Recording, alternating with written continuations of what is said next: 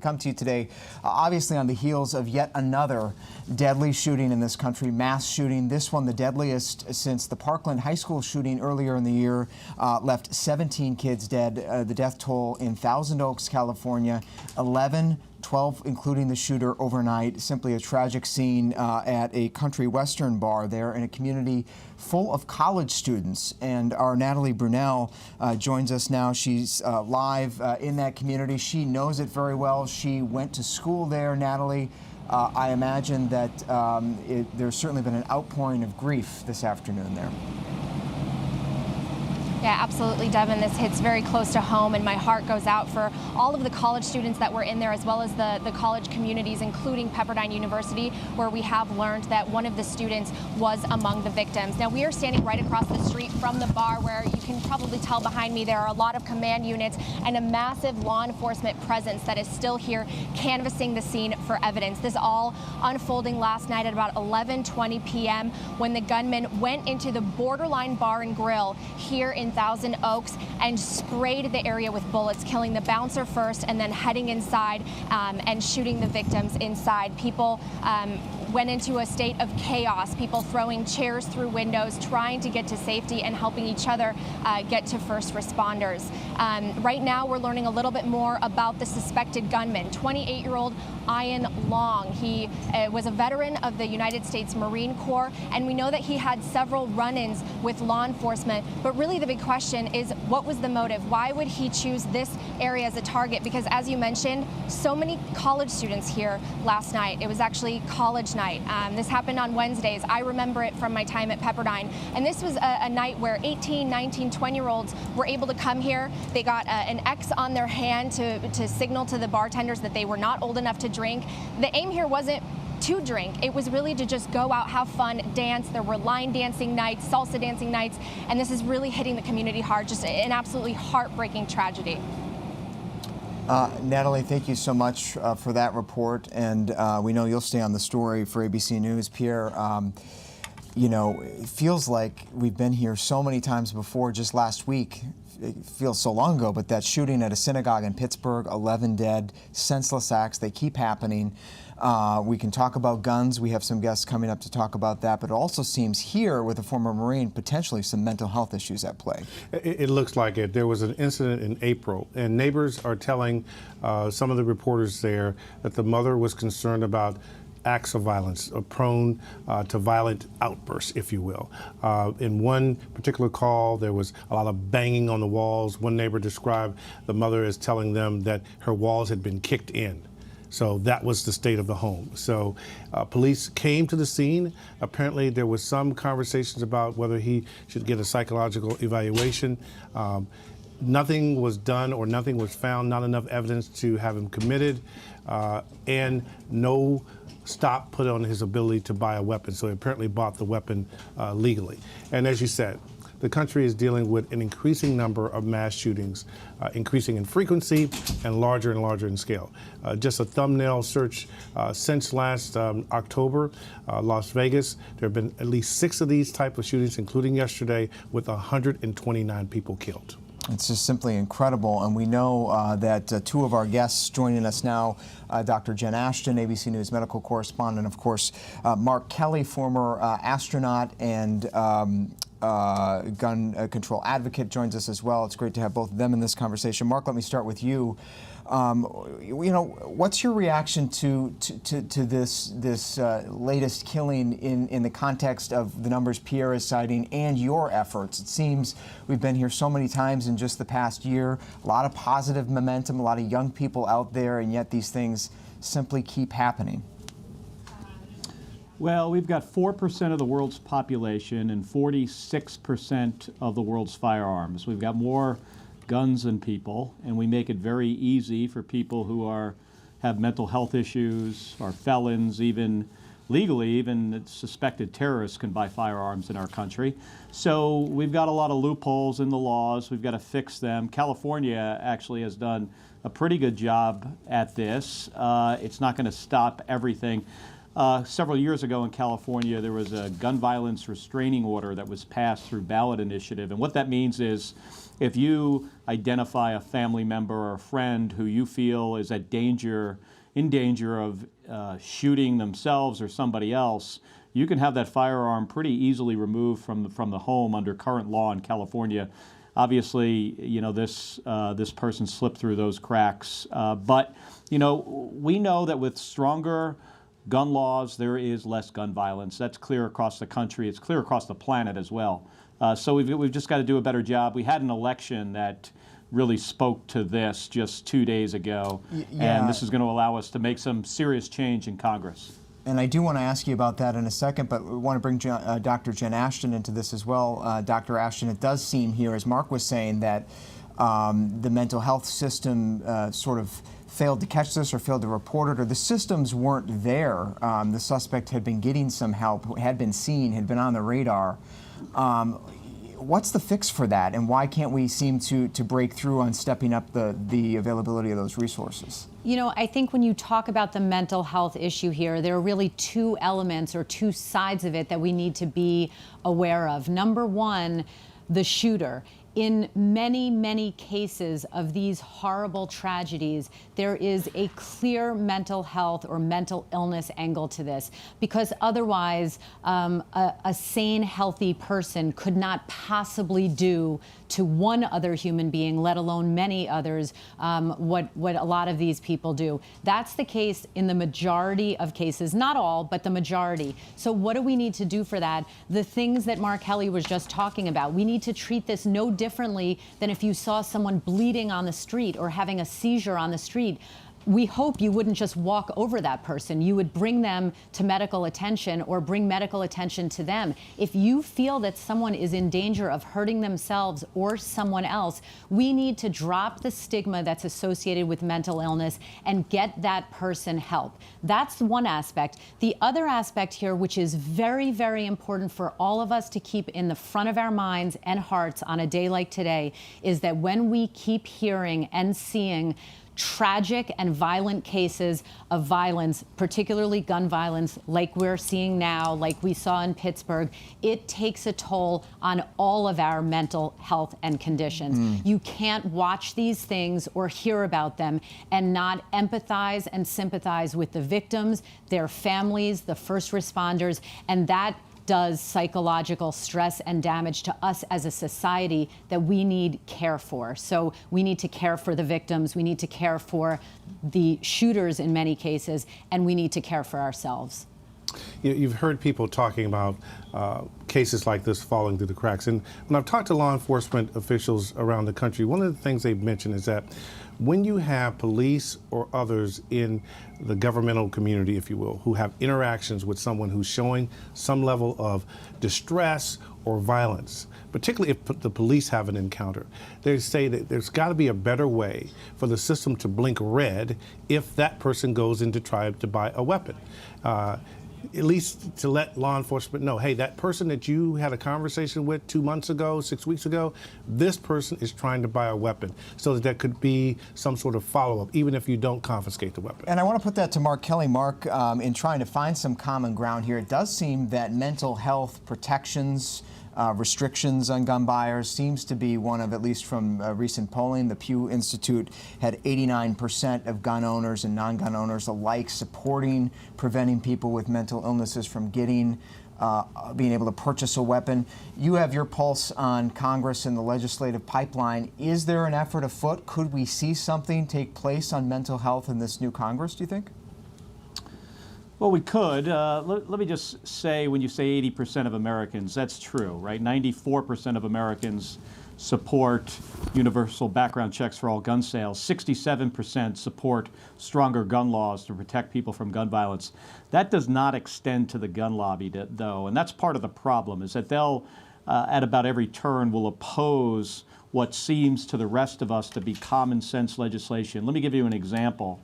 Under current federal law, the Veterans Administration can send names to the National Instant Criminal Background Check system of people that they really feel are a danger to themselves or others. There's 174,000 of those in the system, and those people are, in theory, prevented from buying a firearm. The problem with this is, just about 2 years ago, the House of Representatives tried to undo that with a new piece of legislation, I think it was H.R. 1181, to try to remove that from the system. It hasn't been debated in the Senate or voted upon. We hope it doesn't pass. But my point is, even when it comes to mental health and keeping guns out of the hands of people that are potentially dangerously mentally ill, we have the National Rifle Association and some members of Congress, a lot of them, largely from the Republican Party, work against us. This Congress, though, this election 2 days ago was a referendum on gun safety. An NBC poll showed that it was the second most important issue among Democrats, fourth most important overall. People want to see some change, and now we have a House of Representatives that can deliver that. Yeah, and you sure did. Your organization, Michael Bloomberg's Every Time for Gun Safety, also had some electoral successes. We saw in a number of races. Mary Alice was tracking those. Virginia, Pennsylvania, Colorado, Arizona, Minnesota. Georgia. Candidates sweeping in on platforms, running on platforms for gun violence safety protections. And I know that your PAC was able in a lot of ways to help fundraise for a lot of those candidates, sort of eat away at what has been sort of a fundraising advantage that NRA-backed candidates have had in the past. Can you speak to that? Did you feel like this year you had more power in that space? Yeah, well, we endorsed 307 candidates, 249 of them won, 95 of them are going to Congress. The NRA lost 33 of their top-rated people from the House of Representatives. Not only did we, help raise money for candidates, we raise money ourselves and spend money on this issue to get people elected to office. In the case of 4 House races, we put up about $7 million to help these people. And we had people across the board, both Democrats and some Republicans, by the way, that ran on a platform of gun safety. So this issue won at the ballot box in the House of Representatives here a couple days ago. And now we're gonna pass some legislation in the House, and now it's going to go over to the Senate to see if they're just going to sit by and do nothing, which is typical, or they're going to feel some pressure to actually act. I have one more question I'd like to put to both of you that actually came from a fact sheet that the Giffords group put out just today. Your group put out just today. It said that women in the United States 11 times more likely to be murdered with a gun than peers in other countries. We often see that women are more likely to be victims. Why is that? Well, it's because of domestic violence a lot. Women are more often shot and killed by people they know, where for men, it's more likely that it comes from a stranger. Strong domestic violence legislation, like a bill that Amy Klobuchar is a sponsor of in the United States Senate, can really go a long way to protecting women from gun violence. I think it comes back to the fact, and this is coming from a gun owner, somebody who served in the military for 25 years. I'm a supporter of the Second Amendment, but when we have 46% of the world's firearms among 4% of the world's population, we've got a lot of guns, and they very frequently wind up in the wrong hands. So because of that, we need to take extra steps to make it hard for certain people to get guns, and we generally don't do that. And Dr. Ashton, one of the low-hanging pieces of fruit, if you will, for gun safety advocates here, and also even the NRA in some cases, seems to be restarting some government research on the gun violence epidemic in this country. It effectively hasn't taken place. There aren't any government studies by the CDC since 1997. Since the so-called Dickey Amendment went into place. There's some effort now to get that underway. How important is it to get that data, to get the CDC to look at this as a health and safety problem for Americans? It's important. We're starting to see more of it in the medical literature. There have been articles about guns and gun violence and gunshot wounds in OBGYN journals and pediatric journals. The CDC starting, of course, a little bit late, but to be more aggressive with how they collect data. But I just want to get back to the issue about gun violence against women, because I think it really bears emphasis here that we hear so much now in the Me Too movement about the path to parity in everything. I want to be crystal clear. In medicine, in health, Women are decades behind where they should be in a country like the United States, and we need to change that. There are major gender differences in medicine and in terms of access of care, care that women get, disease processes that affect women differently than men, and now we're hearing statistics like gun violence against women. We have to be very careful when we say treat women exactly the same as men, because in medicine, at least, in some cases, they shouldn't be treated exactly as men. They're different. In some ways, they need more attention. Things occur differently. This is not a one-size-fits-all approach in medicine and in science. And I think to do that runs the risk of not giving women the care, the research, and the attention that they need. An important reminder for sure, as we all sort of hope that this moment is a turning point in ways that others have not. Our thanks to Mark Kelly for joining us live today for his input, and Dr. Ashton, we know you're sticking around, so thank you both very much for coming to the briefing room. Moving on today here in Washington, Mary Alice, we've got continuing fallout from the firing of Attorney General Jeff Sessions yesterday by President Trump. And today's scrutiny sort of focusing on his replacement, the former chief of staff to Jeff Sessions, Matt Whitaker, someone who has a controversial past, criticizing the Mueller probe. And Democrats demanding that he also recuse himself from oversight over the Mueller investigation. At this point, that doesn't look likely. But politically, really puts Democrats in a tough spot. They wanted to come in with a new majority in the House and pass some legislation, potentially on health care or corruption. And now, almost as if the president daring them to work on investigations of this nature instead. And they are going to investigate. In fact, today, right out of the gate, a number of Democrats have sent letters to the White House asking them to preserve documents related to the firing of Jeff Sessions, looking into the past of Matthew Whitaker. And our legal contributor, Kate Shaw, joins us now by phone to talk a little bit more about that background and how it could impact a fight over the appointment of Matt Whitaker to be the acting Attorney General. Kate, great to have you with us.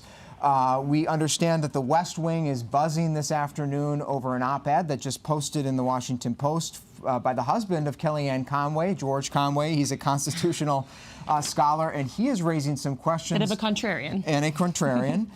He is basically raising some questions that this is unconstitutional to appoint Matt Whitaker. And take a look here. He says, we can't tolerate the evasion of the Constitution's explicit, precise design, that being that the Senate has to confirm someone who is going to lead the Justice Department. Matthew Whitaker's a nobody. His job as chief of staff didn't require confirmation. And for the president to install Matt Whitaker as the chief law enforcement officer is to betray the charter of the document, the Constitution. Does he have a fair point, Kate Shaw? You know, yeah, so it's a joint op-ed that George Conway authors with Democratic lawyer Neil Katyal, and this is the second recent op-ed the two of them have written together, and they seem to be trying to make the point that certain constitutional principles transcend partisanship. So they wrote an op-ed a couple of weeks ago arguing against the president's proposal to end birthright citizenship, and now we have this op-ed that suggests that installing without Senate consideration or confirmation somebody to head the Justice Department is unconstitutional. Now, there's a statute that does allow the president to install someone on an acting basis, but they're suggesting that in this instance, that statute is unconstitutional. And, you know, Katyal himself was actually the acting Solicitor General under President Obama, but he says that was, you know, that's an inferior kind of position. The acting Solicitor General has a couple of bosses above him. The Attorney General is at the top of the Justice Department, and for a position that important, the Constitution says the president has to nominate, the Senate has to take a look, right? Nobody scrutinized the background of this individual to assess, you know, the kinds of views he holds, the kind of, you know, whether he's actually fit for a position like this. And so they suggest that it's unconstitutional, and I'm not surprised to hear the West Wing is buzzing about it. Yeah, in fact, they pointed out, these two constitutional scholars, that this has never before happened in several hundred years. Has an Attorney General of the United States been appointed without any confirmation, any scrutiny, as you point out, so certainly unprecedented in many ways.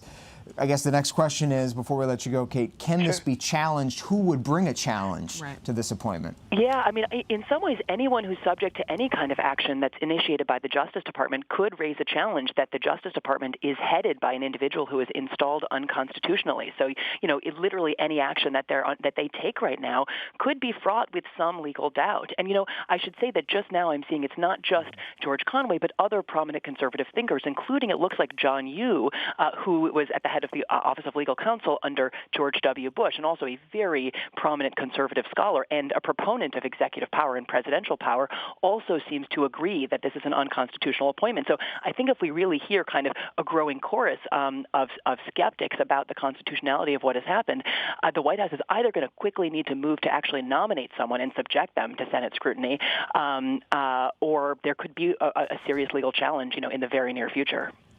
And we know the So White House. interesting. It's fascinating. We know the White House, though, is planning on taking their time on naming the permanent replacement for Jeff Sessions. Kate Shaw joining us by phone, ABC News legal contributor. Thank you so much, Kate. Good to be with you. Shifting gears a little bit to midterm politics, we're still tracking the results from Tuesday night's historic elections. Mary Alice, and there are some cliffhangers out there. In fact, I'm fascinated by what's going on in Florida. Right. And Andrew Gillum, the Democrat African-American candidate, conceded. Now he's sort of walking it back. Right, not a complete walk back, but we all saw him on election night there on stage, kind of formally concede in front of the cameras. And yet, as these absentee and provisional ballots have come in and the margin has really narrowed in his favor, also in Bill Nelson's favor, the Democrat senatorial candidate, now we're talking about the potential for a recount. It's looking like we really could end up within that margin that would trigger an automatic recount. Yeah, by last check, just before we came to air, they are under 0.5% apart in That's the Florida, benchmark. which would be the trigger. About 38,000 votes. And Andrew Gillum, you saw there just speaking, says, let's count every vote. Let's see it. So that could be headed also in the Senate race in Florida. Bill Nelson, the Democrat, Exactly. Rick Scott. That's also a hair sliver. And that was part of what ensured that all these remaining provisional ballots got counted, was that Bill Nelson said he wasn't going anywhere. He wouldn't concede. He said they needed to keep counting. And so the margins have gotten this close, unbelievably close. It's possible we get a recount in both. All right, so flashbacks to 2000 and the hanging chads. I mean, And Florida is it's going always to be... so interesting. It's often razor thin in Florida. That is why it is a true swing So state. we could be headed to Florida soon and broadcasting live from there. We're also keeping our eyes on the Georgia governor race. Stacey Abrams in a very close race there with Brian Kemp, although he's resigned today his post as Secretary of State. He's ready to move into his new digs, although Stacey Abrams says we're counting every vote as well. Absolutely. Her team demanding that every vote is counted. We know that some of the outstanding provisional ballots are in heavy Democratic areas, so her team feels like it's in their interest to make sure that all those votes are counted. But it's important to note it's not necessarily that she thinks she would surpass him in the total vote count, but keep him from an automatic victory, because in Georgia you have to get 50% plus one to not go to a runoff election, and it is that close and that narrow in that race. So she's trying to hit the runoff threshold, and we could be which would back be down there as well. in So just a few weeks. Little Georgia, little Florida action. And we should say there's also ahead. a number of outstanding House races that have yet to be called. All right, moving on finally today, speaking of Democrats and something that could send shivers down their spine, liberal icon on the Supreme Court, Ruth Bader Ginsburg, suffered an accident last night at the court. She fell in her chambers, according to the court, and it has been hospitalized. She is still at George Washington University Hospital. She broke 3 ribs, we're told. At 85 years old, that is no insignificant thing. We have Dr. Jen Ashton is back with us. Dr. Jen, give us your sense, obviously not seeing her firsthand or seeing her chart, but how serious is something like some broken ribs in a fall at age 85?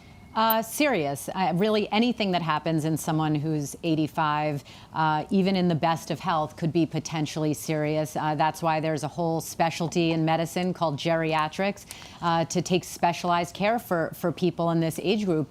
They are more susceptible to complications for the same type of injury or disease as a younger person would be. But here's what I really want people to know about rib fractures. They are excruciatingly painful, and that's when just one rib is fractured or broken. When you have multiple fractured ribs, you have to think about it. It is impossible to rest the rib cage. Every time we take a breath, those ribs are moving. You can't put a cast on the ribs like you can with a broken arm or a broken leg. So the bulk of initial hospitalization is usually for pain control. But the other things you want to keep an eye on when you talk about an elderly person, any internal bleeding, whether the fall that was strong enough in some cases to break ribs could cause a head injury. Although, also we have to remember that both men and women develop osteoporosis with age, so oftentimes it can be an incredibly minor fall that causes a rib fracture in an elderly person.